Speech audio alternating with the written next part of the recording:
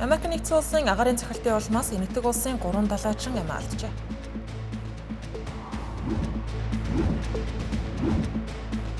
Их Британи улсын засгийн газрын батлан хамгаалахын зардлыг хангалтгүй гэж үзэж байна.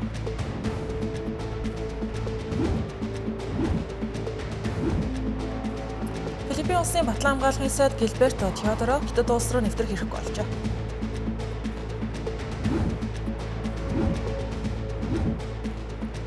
Таиланд улсын шүүх 2015 онд Бангкок хотод болсон халдлага үйлдсэн 2 уйгур залууд цаазаар авах ял оноосон байна.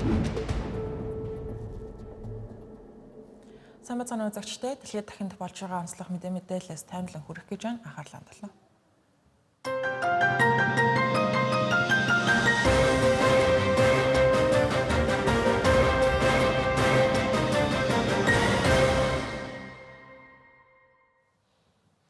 Америк нэгдсэн улсын цэргийн хүчин орон улсын хоолоогоор зорчиж байсан газрын тос тээвэрлэгч хөлөг онгоцонд агарын цохилт өгсний улмаас Энэтхэг улсын 3 далайчин амиа алдлаа. За энэ нөр Америк нэгдсэн улс орон улсын хоолойд бүслэлт тогтоосноос хойших анхны хүний амир сэтсэн тохиолдол болж байгаа юм.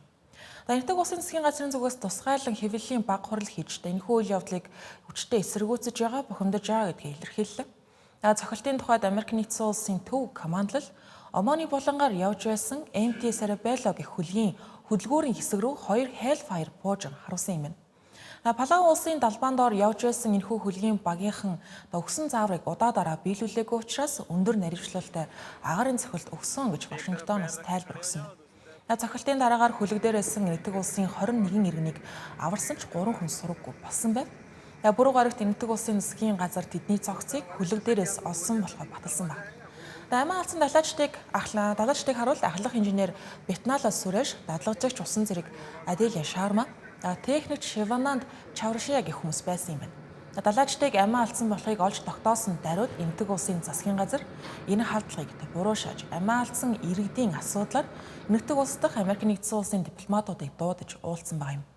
Түүнчлэн Энэтхэг улсын гадаад хэргийн яамны хэвлэлийн төлөөлөгч Рандир Жайсвал ийм төрлийн халдлагуудыг нэн даруйд зогсоох ёстой, бүс нутагт инх тайван тогтвортой байдлыг аль болох хурдан сэргээхийн тулд яриа хэлэлцээ дипломат арга замыг дэмжихийг бид уриалж байна гэж ийм Алтан эсний байр суурийг хэлсэн байна.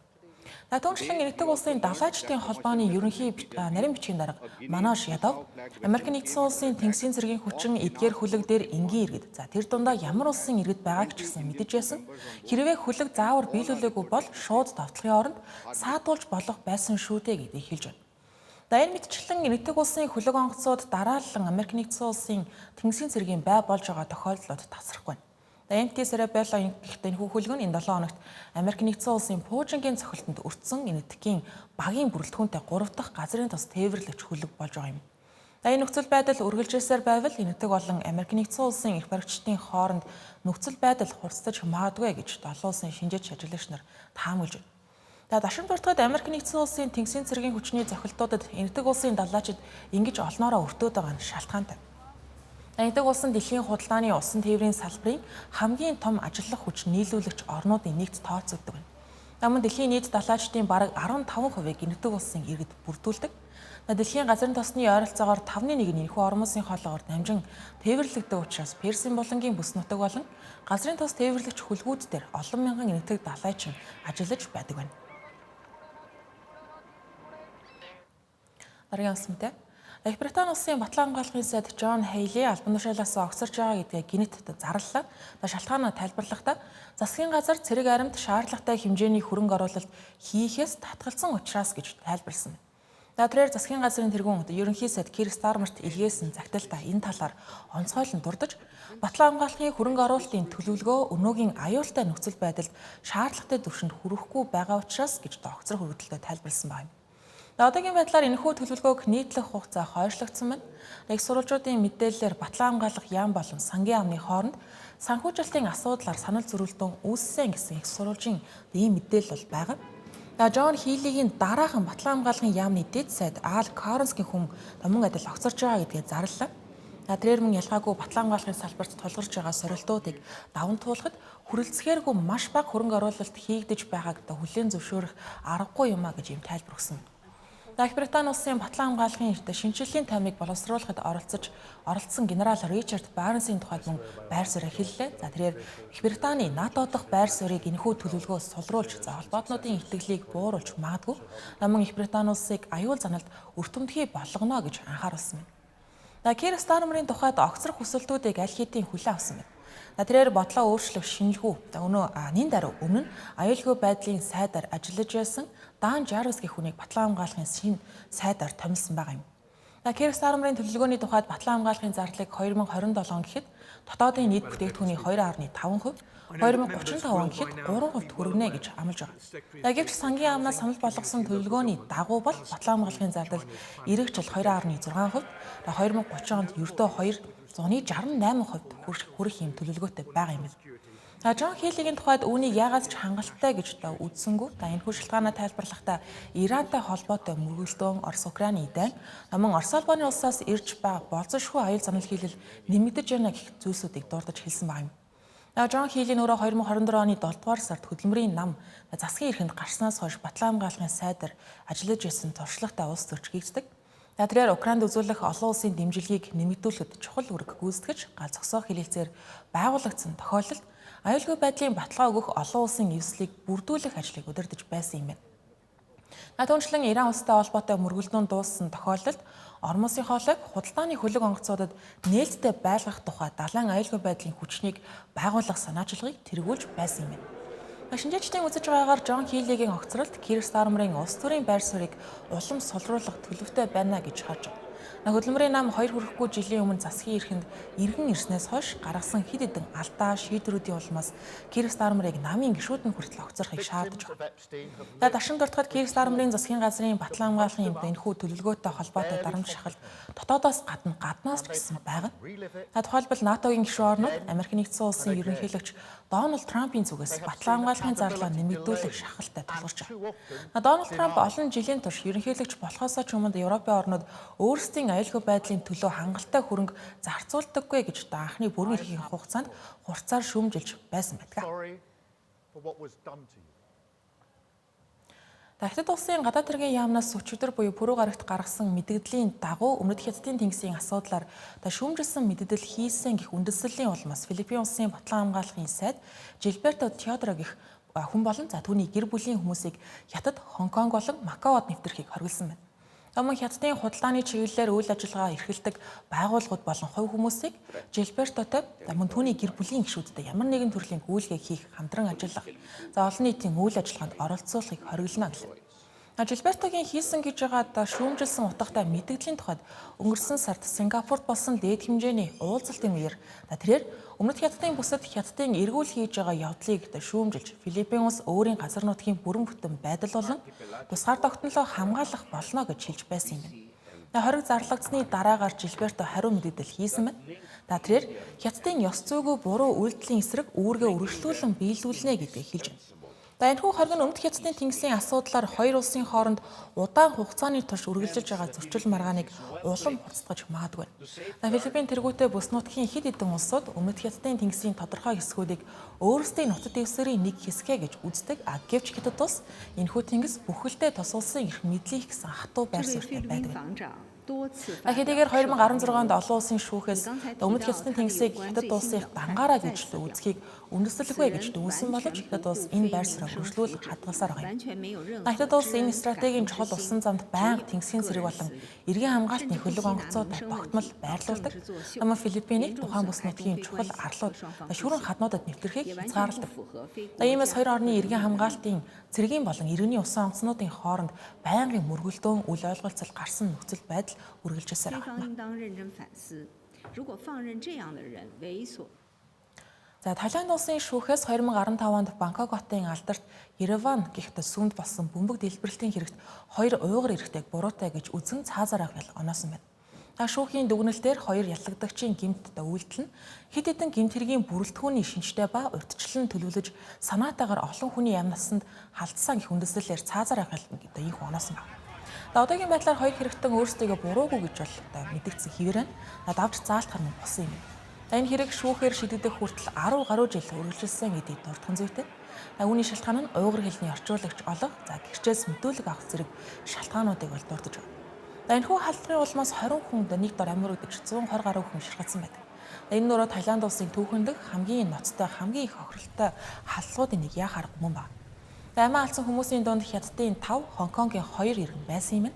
Дэлбэрэлтэнд зөвхөн сүмд залбирал үлдэж байсан хүмүүс төдийгүй ойр хавийн замын хөдөлгөөнд оролцож байсан хүмүүс ч гэсэн өртөж золон хүний ямнаас эрүүл мэндэд ноцтой хохирлож ирсэн байдаг. Дэлбэрэлтийн дараагаар төргөн тусламжийнхан маш богино хугацаанд хэргийн газар ирж шархацсан хүмүүст яарлай тусламж үзүүлж үүссэн нөхцөл байдалд зохицуулан цаг алдалгүй арга хэмжээ аван ажилласан байдаг. Мөрдөн шалгалтын явцад зарим бичлэгээс урт үстэй зузаан шил зүүсэн нэг эрэгтэй хүн сандлын доор үүр гөвч тавиа дараа нь хурдан холдож явж байгаа нь харагдаж байсан юм байна. Түүний мөрийг цагдаа нар алдсан ч өөр нэг байршилд дахин нэг эрэгтэй хүн 2 дахь бөмбөгийг сувг руу дөвшөглөж оруулж байгаа нь бичлэг харагдсан байна. Гэхдээ энэхүү бөмбөг усанд дэлбэрч ностой хохирол бол учраагүй юм. Дахин хүмүүс энэ халдлагыг Таиланд улс 109 уйгур эрэгтэйг хүчээр Хятад улс руу буцаасан шийдвэртэй холбоотой гэж үзэж байсан ба үүний улмаас Турк зэрэг орнуудад уйгур хүмүүсийг дэмжигчдийн эсэргүүцэл хүртэл өрнөж байсан. Цагдаа нар хэд хэдэн сэжигтнийг хайж байгаа гэж анхандаа бол мэддэж байсан боловч бөмбөг дэлбэрэлтийг терроризмын шинжтэй үйлдэл бишээ гэж олноороо хийсэн үйлдэл бишээ гэж үзэж байна. Олон улсын хүний эрхийн байгууллагын зүгээс энэхүү хэргийн шүүх ажиллагааны явц хэд удаан үргэлжилсэн явдлыг шүүмжилж хоёр сэжигтнийг суллах ёстой гэж үзэж байсан. Харин шүүх бүрэлдэхүүний зүгээс тэднийг яллахад хангалттай нотлох баримт байгаа гэж үзнэ. Ялангуяа цагдаагийн газрын гаргасан утасны ярианы бүртгэлүүд нь дэлбэрэлтийн үед хоёр эрэгтэй хоёулаа хэргийн газрын ойролцоо байсан, мөн хоорондоо харилцаж байсан гэдгийг баталсан байгаа юм. Энэ хэрэг олонний анхаарал байгаа бас нэг шалтгаан нь эдийн засгийн хувьд чухал ач холбогдолтой аялал жуулчлалын салбарт энэ хэрэг сөргөөр нөлөөлөхвээ гэсэн болгоомжлол байсан. Үүнээс болгоомжилж ирэх баригчдын зүгээс халдлага болсон газрыг хэрэг болсон даруйд нь яаралтай цэвэрлэж 2 хоногийн дараа л гэхэд сүмийг дахин нээж дэлбэрэлтээс үүссэн хонхоргойг насаж байсан юм байна. Хятад улсын байгалийн нөөцийн яамнаас гаргасан мэдээлэлээр далайн эдийн засгийн хөгжлийн индекс өмнөх оноос 2.2 нэгжээр өсөж 128.8 нэгжид хүрсэн байна. Энэхүү үзүүлэлт нь далайтай холбоотой үйлдвэрлэл, үйлчилгээ, тээвэр, эрчим хүч зэрэг салбаруудын нийт хөгжлийг хэмждэг гол индекс юм байна. Хятад улсын далайн эдийн засаг 2025 онд доктортой өсөлтөө хадгалсан байна.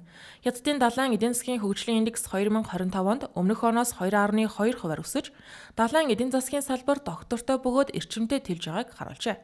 Энэхүү индекс нь тодорхой хугацаанд Хятад улсын далайн эдийн засгийн хөгжлийн төвшинг зохицоор нь үнэлдэг үзүүлэлт. Хөгжлийн цар хүрээ, үр ашиг, бүтцийн шинжилэл, нөөцийн ашиглалт, олон улсын худалдаа, иргэдийн амжиргаа зэрэг гол чиглэлүүдийг хамардаг байна.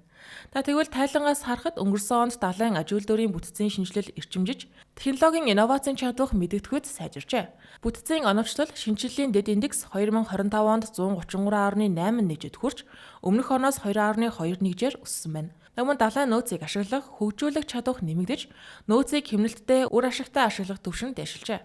Далайн нөөцийн хамгаалалт ашиглалтын индекс 125.9 нэгж болж, өмнөх оноос 1.9 нэгжээр өссөн байна. Үүнээс гадна 2025 онд далайн экологийн орчин, иргэдийн амжиргааны баталгаа, амьдралын чанар дээшилсэн гэж дүгнжээ. Тодорхойлбол амжиргааны баталгаа сайжруулалтын индекс 132 нэгжид хүрч, өмнөх оныхоос 3.7 нэгжээр өссөн байгаа нь энэ чиглэлийн хамгийн өндөр өсөлтийн нэг болсон байна. Шинжээчдийн үзэж байгаагаар эдгээр үзүүлэлтүүд нь Хятад улс далайн эдийн засгаа доктортой хөгжүүлэхийн зэрэгцээ, инновац, байгаль орчныг хамгаалтанч гэсэн анхаарч байгааг харуулж байна. Хөтөлбөр үргэлжлэж байна. Хөрвүүлэн бусад онцлог мэдээллийг тавчаар хүргье. Япон улс газрын тосны хямралын үед цахилгаан эрчим хүчний хэрэгцээг хангах зорилгоор дэлхийн хамгийн томд тооцогдох Кашивасаки Карива атомын цахилгаан станцын 6 дугаар реакторыг дахин ажиллуулж эхэллээ. Тэгэвч энэхүү шийдвэр нь өөр нэг том асуудлыг дахин өсгөж байгаа. Тодорхойлбол Япон улс нь ашигласан сүмийн түвш хадгалах зай дуусах аюултай нүүр тулж байгаа бөгөөд цацраг идэвхт хаягдлыг байнгын хадгалтанд шилжүүлэх бодиттой шийдэл одоо хүртэл олдоогүй байна.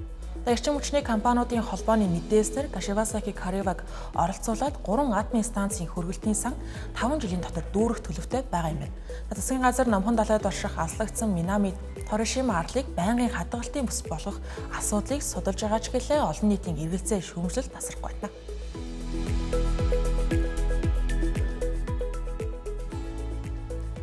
Дэлхийн шатрын холбооны зүгээс Оросын шатрын холбооны гишүүнчлэлийг төрөх хугацаагаар төтгөлзүүлэх шийдвэр гаргасан байна. Данхүү шийдвэр нь Украин улсын гаргасан гомдлыг спортын арбитрийн шүүх дэмжсэнтэй холбоотой юм. Шүүхээс Оросыг 2022 оноос хойш эзлэн авсан Украины 5 бүс нутаг дахь шатрын байгууллагуудыг хууль бусаар өөртөө нэгтгэсэн гэж үзсэн байна. Оросд эдгээр бүс нутагт зохион байгуулж байгаа тэмцээнүүдийг зогсоож хяналтаа буцаан өгөхөд 90 хоногийн хугацаа олгосон ч шаардлагыг биелүүлэг байна.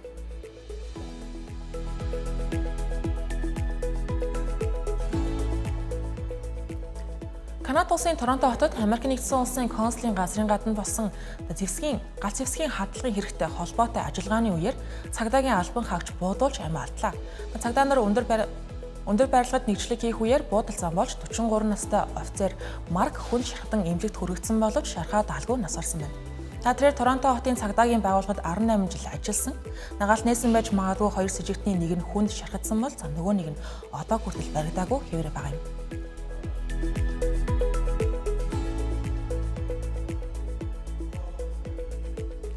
Хөл өмгийн 2026 оны дэлхийн аврах шалгаруулах тэмцээн өнөөдөр эхэлж Америк нэгдсэн улс, Канада, Мексик гэсэн 3 улсад 6-7 хоногийн турш үргэлжлэх гэж байна. Энэ удаад түүхэнд анх удаага 48 баг оролцож нийт 104 тоглолт явагдахаар байгаа юм. Нээлтийн тоглолтод талбай эзэн Мексикийн шигшээ Өмнөд Африкийн багт тоглож 2-0-оор ялжээ.